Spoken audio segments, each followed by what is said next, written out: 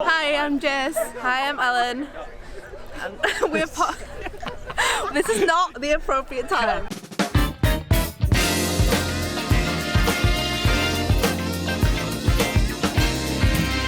Hi, I'm Jess. Hi, I'm Ellen, and we're from the design team at Relab.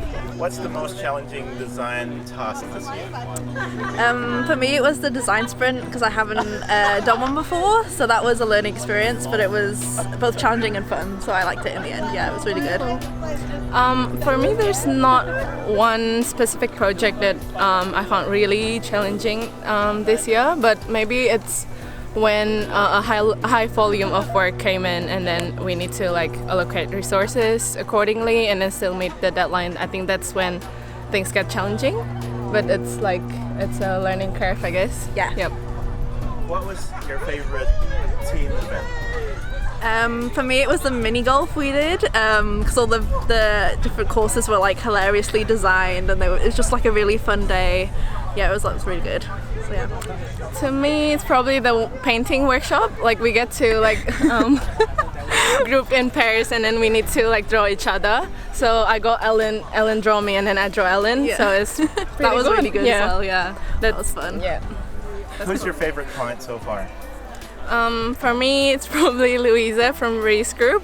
I think she's really good in explaining things and giving briefs, and then also and replying and giving response as well. And she's a really nice person personally as well. So yeah, it's really good to work with her. For me, I like working on the snoozer projects that we had. So we had web design, and we had the labels for the packaging for the beds and things. That was fun, doing different kind of things. And yeah, I enjoyed what on the brand, seeing it develop, and being able to look at pictures of dogs. That's a good one. That's a good one. What was the first design tool that you learned, and what's your favorite design tool today? I think the very first design tool, is this professional design tool or not really? Anything. Probably the first one is gonna be the paint, Microsoft. Yeah. Is it? Yeah, the paint. So you just do doodles, coloring and everything there. But that was long time ago. But now my favorite tool is gonna be Figma, because you can collaborate doing design stuff in there. So yeah, it's really nice, and then it's really fast as well in terms of doing the rendering things and everything compared to Photoshop. So I really love Figma. For me, I remember using Coral Painter in school. That was what set me on the path to graphic design. So I used to do drawings and stuff in that. And then now I'd say my favorite is probably Figma as well, and also Illustrator, because I like doing the illustrations in that. But I think Figma is probably one of the best design tools, especially for what we're doing, web design, app design, things like that. It's just really easy to work with other designers on it, which is really important. And yeah, I'd say that's probably my favorite one as well.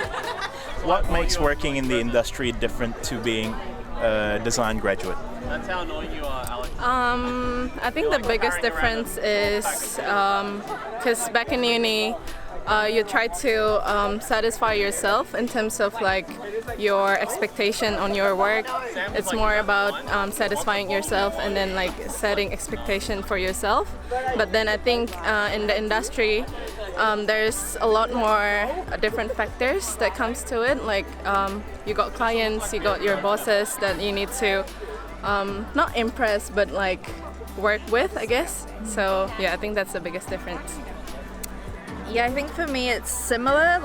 In uni you do a lot of work on your own. It's a lot of coming up with ideas on your own as well. Whereas when you're working, you bounce ideas off each other, and I think that makes better ideas. So I think it's kind of easier to come up with ideas and things compared to uni. It's not one is better than the other. Yeah, it's just different. It's different. Yeah.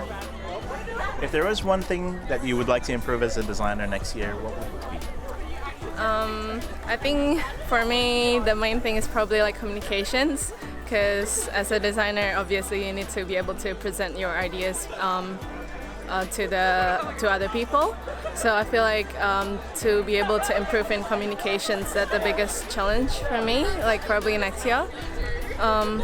If that's the only one that I can think of, that's probably it. For me, it's making sure if I have something to say that I say it. I think sometimes I keep quiet even though I'm thinking and listening, but I just don't speak up, especially in like group situations. So I think in the future I'd like to make sure that I always speak my mind. Hope you guys like the video. Stay tuned for more content in this channel. And we have a good Christmas and a nice New Year as well. Bye!